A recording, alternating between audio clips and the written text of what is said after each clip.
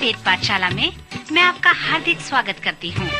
प्रिय श्रोता, परमेश्वर का वचन जीवित, पवित्र एवं सामर्थी है। आशा है कि आज के वचन से आपको आत्मिक लाभ होगा। तो लीजिए प्रस्तुत है ये संदेश।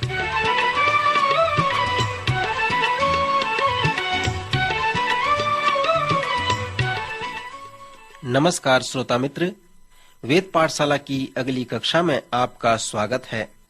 यह संपूर्ण पवित्र शास्त्र के सर्वेक्षण की कक्षा का एक भाग है। इन दिनों में हम पौलुस प्रेरित द्वारा लिखी पत्रियों का सर्वेक्षण कर रहे हैं। आपको मैं आमंत्रित करता हूं कि आप मेरे साथ इफिसियों की पत्री को निकाल लें, जो पौलुस का आध्यात्मिक पत्री है। श्रोता, इस पत्री के पिछले 2 कक्षाओं में हमने इसके पृष्ठभूमि, परिचय और महत्व को देखा था। इसके साथ साथ मैंने आपको इस पत्री के उद्देश्य को भी बताया था कि यह पत्री बताता है कि यीशु मसीह की कलीसिया को किस प्रकार होनी चाहिए, और इस पत्री का उद्देश्य यह भी है कि वह कलीसिया को बताए कि वह मसीह में स्वर्गीय स्थानों में रहने पाए, और उस स्वर्गीय स्थानों में वे उन सभी आत्मिक आशीषों को प्राप्त करें जिसके लिए वे बुलाए गए हैं। इसके साथ साथ पौलुस की ये पत्री कलीसिया के विषय में एक श्रेष्ठ ग्रंथ रत्न है। जब आप इस पत्री में कलीसिया के विषय को गंभीर रूप से पढ़ेंगे तो आप कलीसिया के साथ नहीं खेलेंगे, उसे किसी संस्थागत रूप से नहीं चलाएंगे। मित्र, पौलुस द्वारा लिखी इफिसियों की ये पत्री आपको उत्साहित करे ताकि परमेश्वर के अनुग्रह से इस पृथ्वी पर मसीह की कलीसिया उन्नति करती चली जाए।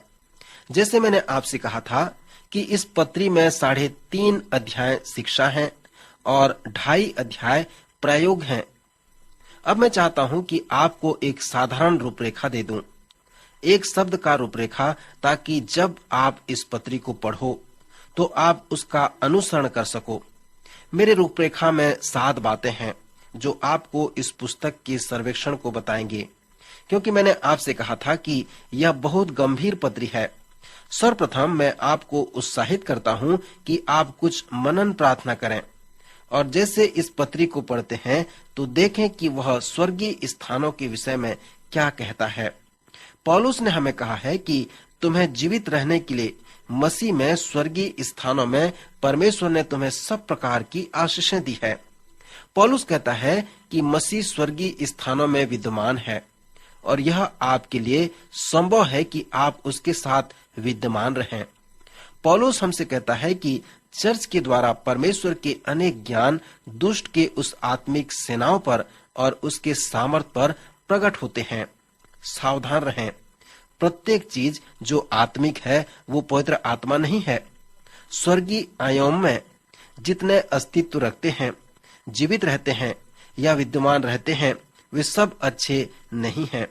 स्वर्गीय आयाम का मतलब आत्मा का संसार, आत्मिक स्वर्गीय आयाम जो संसार के लिए अनदेखा है। सो प्रत्येक जो आत्मिक है वो सब अच्छा नहीं है, और प्रत्येक जो आत्मिक है वो सब पवित्र आत्मा नहीं है। पौलुस इस छोटे व गंभीर पत्री में हमसे कहता है कि कलीसिया के लिए यह परमेश्वर की योजना है कि वह मसीह में जो स्वर्गीय स्थानों में हैं, वो सब इस संसार में जो दुष्ट की सामर्थ है, उसके आत्मिक सेना है, उससे परिचित रहें। स्वर्गीय परिमंडल में दुष्ट के आत्मिक सेना और संसार के अंधकार के हाकिम भरे हुए हैं। इस पत्री के 6वें अध्याय 12वें पद में पौलुस कहता है, हमारा मलयुद्ध लहू और मांस से नहीं, परंतु प्रधानों से और अधिकारियों से और इस संसार के अंधकार के हाकिमों से और उस दुष्ट की आत्मिक सेनाओं से है जो आकाश में है। हमारा युद्ध आत्मिक है। यह परमेश्वर का विचार है कि स्वर्गीय स्थानों में मसीह के विश्वासी दुष्ट के आत्मिक संसार में गवाह बने। पौलुस के अनुसार प्रत्येक विश्वासी दुष्ट के आत्मिक सेनाओं और अंधकार के हाकिमों से जय प्राप्त कर ले। जैसे आप इस पत्री के प्रारंभिक पद पर विचार करते हैं तो ये भी देखें कि पौलुस परमेश्वर के प्रभुत्व के विषय में क्या कहता है। प्रथम 6 पद परमेश्वर के प्रभुत्व से संबंधित है। यहाँ पर एक दृढ़ पक्का कथन है कि परमेश्वर ने हमें जगत की उत्पत्ति से पहले चुन लिया है। मित्र, जैसे आप इस शिक्षा पर ध्यान करते हैं तो पौलुस के महत्व पर ध्यान करें। उसके कहने का मतलब यह है कि यह परमेश्वर की योजना में था कि इसके पहले की समय प्रारंभ हो, वहां पर चर्च हो। चर्च या कलीसिया शब्द का अर्थ है बुलाए हुए लोग। वे बुलाए हुए लोग ऐसे जीवन बिताएं जैसे मसीह ने जीवन बिताया। ये पवित्र जीवन बिताएं और संसार के लिए एक गवाह ठहरे। सो पौलुस कहता है कि मैं और आप जगत की उत्पत्ति के पहले चुन लिए गए हैं कि उन कार्यों को जगत के सामने करें। फिर आप अवलोकन करें कि पौलुस प्रारंभिक पदों में उद्धार के प्रक्रिया के विषय में क्या कहता है। वो कहता है, इस प्रकार तुम्हारा उद्धार हुआ है कि जब सुसमाचार प्रचार किया गया तो तुमने सत्य के सुसमाचार को सुना और तुमने सुसमाचार पर विश्वास किया और पवित्र आत्मा की छाप तुम में लग गई है। सो यह विश्वासियों के लिए एक प्रत्याभूति के जैसा है और वह उसके मोल लिए हुए के छुटकारे के लिए हमारी मिरास का बयान है कि उसकी महिमा की स्तुति हो।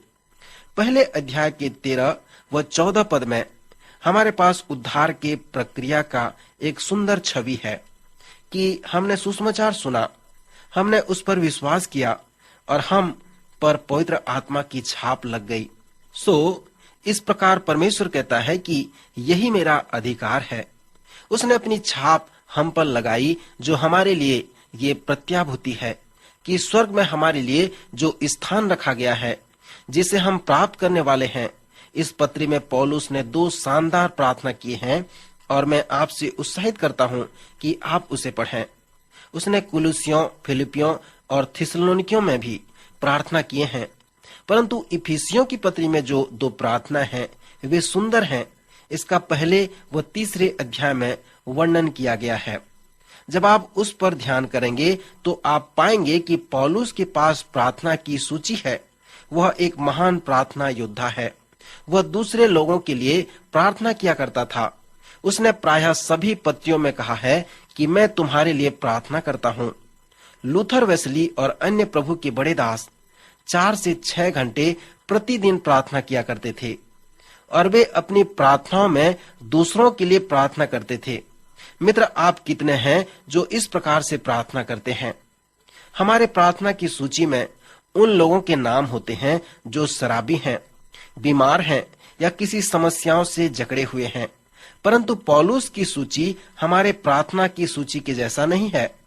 पौलुस ने अपनी प्रार्थनाओं में कहा है, इस कारण मैं भी उस विश्वास का सुसमाचार सुनकर जो तुम लोगों में प्रभु यीशु पर है और सब पवित्र लोगों पर प्रकट है, तुम्हारे लिए धन्यवाद करना नहीं छोड़ता और अपनी प्रार्थनाओं में तुम्हें स्मरण किया करता हूँ।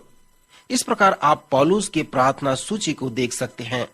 जब पौलुस को इस बात का पता चलता है कि कोई वचन सुनकर यीशु मसीह के विश्वास में आता है और कोई इस पृथ्वी पर मसीह की सेवकाई में भाग लेता है, सो पौलुस कहता है कि जिस दिन से मैं वो सुनता हूँ तो उनके नाम को मैं अपनी प्रार्थना सूची में प्रथम स्थान पर रखता हूँ और नियमित तुम्हारे लिए प्रार्थना किया करता हूँ। श्रोता, यह बहुत रोचक बात है कि हम अपनी प्रार्थना की सूची की तुलना पौलुस के साथ करें। हम खोने वालों के लिए प्रार्थना करते हैं, परंतु पौलुस जीतने वालों के लिए प्रार्थना करता है। जैसे आप पौलुस की प्रार्थना का उदाहरण करते हैं और ध्यान करें कि उसने किस प्रकार से लोगों के लिए प्रार्थना की। उसकी विनतियां क्या हैं? हम प्रार्थना करते हैं कि लोग अपनी बीमारी व समस्या से समाधान को प्राप्त कर लें, परंतु पौलुस की प्रार्थना इस प्रकार की नहीं है। उसने प्रार्थना की है कि हमारे प्रभु यीशु मसीह का परमेश्वर जो महिमा का पिता है, तुम्हें अपनी पहचान में ज्ञान व प्रकाश की आत्मा दे। सो पौलुस जिनके लिए प्रार्थना करता था, यही चाहता था कि उन्हें परमेश्वर ज्ञान व प्रकाश की आत्मा दे और उनके मन की आंखें ज्योतिर्मय हो जाएं। इस प्रकार की प्रार्थना प्रत्येक शिक्षक के हृदय में होनी चाहिए। यदि आप एक शिक्षक हैं तो आप जानते हैं कि कब आप अपने विद्यार्थी से संपर्क कर रहे हैं और कब नहीं कर पा रहे हैं। पौलुस ने जब प्रार्थना किया है तो इस विषय को वह सुंदर रूप से समझाया है। कि तुम्हारे मन की आंखें ज्योतिर्मय हों, कि तुम जान सको कि उसके बुलाने से कैसी आशा होती है और पवित्र लोगों में उसकी मिरास की महिमा का धन कैसा है, और उसकी सामर्थ हमारी ओर से विश्वास जो करते हैं कितना महान है, उसकी शक्ति के प्रभाव के उस कार्य के अनुसार। सो इस प्रकार पौलुस इफिसियों के लिए प्रार्थना करता है। मित्र, यदि आप पौलुस की प्रार्थनाओं पर ध्यान मनन करते हैं तो आप आशीषित होंगे। इफिसियों के प्रथम 3 अध्याय में ध्यान करें कि पौलुस इफिसियों से क्या कहता है कि वे स्मरण करें। इन प्रथम 3 अध्याय में जो कुंजी पद है वह स्मरण करना है। पौलुस ने पहले से उन्हें बहुत कुछ सिखाया पढ़ाया था ताकि वे उन्हें स्मरण करें। उसने कहा कि तुम स्मरण करो कि पहले तुम आत्मिक रीति से मरे हुए थे। एक दिन एक व्यक्ति यीशु के पास आता है और कहता है कि प्रभु, मैं तेरे पीछे हो लूंगा, पर मेरे पिता की मृत्यु हो गई है, उसे गाड़ आऊं, फिर मैं तेरे पीछे हो लूंगा। यीशु ने उस व्यक्ति को एक कठिन वचन कहा कि तेरे पिता की तो मृत्यु हो गई है, अन्य लोग जो मुर्दे हैं वे मुर्दे गाड़ लेंगे, परंतु तू मेरे पीछे हो ले और जाकर परमेश्वर के वचन की कथा सुना। मित्र, उस व्यक्ति के लिए यीशु का यह वचन कठिन वचन था कि मरे हुओं को अपने मुर्दे गाड़ने दो। पौलुस के अनुसार कि इसके पहले कि वह इफिसियों में आया, वहां के लोग आत्मिक रूप से मृतक थे। उसने लिखा है कि तुम पहले इस संसार की रीति पर और आकाश के अधिकार के हाकिम अर्थात उस आत्मा के अनुसार चलते थे जो अब भी आज्ञा न मानने वालों में कार्य करता है। सो वह उनसे कहता है कि एक दिन तुम उसके नियंत्रण में थे, अपने शरीर की लालसाओं में दिन बिताते थे और अपने शरीर व मन की मनसाएं पूरी करते थे और स्वभाव ही से क्रोध के संतान थे। स्मरण करो कि तुम मसीह से अलग थे, तुम्हारे पास कोई आशा नहीं थी, कोई परमेश्वर नहीं था, परंतु स्मरण करो कि तुम इस रीति से अपने अपराधों के कारण मरे हुए थे, परंतु मसीह ने तुम्हें जिलाया है। पौलुस ने कहा कि जब प्रभु यीशु मसीह तुम्हारे जीवन में आया और परमेश्वर जो दया का धनी है अपने उस बड़े प्रेम के द्वारा मसीह के साथ तुम्हें जिलाया और स्वर्गीय स्थानों में उसके साथ बिठाया, सो विश्वास के द्वारा अनुग्रह ही से तुम्हारा उद्धार हुआ है और यह तुम्हारी ओर से नहीं वरन परमेश्वर का दान है, न तुम्हारे कर्मों के कारण, ऐसा न हो कि कोई घमंड करे। सो पौलुस उनसे कहता है कि स्मरण करो कि मसीह में आने के पहले तुम कैसे थे और जब मसीह तुम्हारे जीवन में आया है तो अब तुम कैसे हो गए हो। श्रोता, इस चुनौती के साथ छोड़ना चाहूंगा कि पवित्र आत्मा से पूछें कि वह आपको आत्मिक प्रकाश दे, फिर मसीह में आपको जो स्वर्गीय स्थानों में सब प्रकार की आशीषें प्राप्त है उसके लिए अपने आप को प्रश्न पूछें कि क्या आपने विश्वास के द्वारा परमेश्वर के अनुग्रह को प्राप्त किया है। फिर जैसे आप इसके 3 अध्याय में आते हैं तो पवित्र आत्मा से पूछें कि वह आपके बताए कि मसीह की कलीसिया के आप एक अंग हैं। मित्र, अगले कार्यक्रम में भाग लेने तक विचार करने योग्य यही विषय है। प्रभु आज के वचन द्वारा आपको आशीष दे।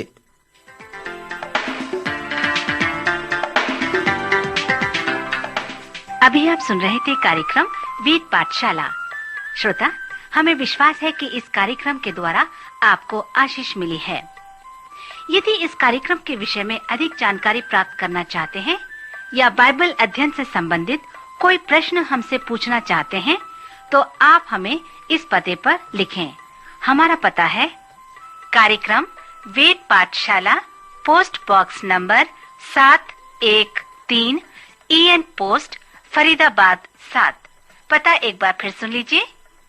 कार्यक्रम वेद पाठशाला, post box number 713 EN post Faridabad 7। आज के कार्यक्रम का समय यहीं पर समाप्त होता है। अगले कार्यक्रम में आपसे फिर भेंट होगी। तब तक के लिए नमस्कार।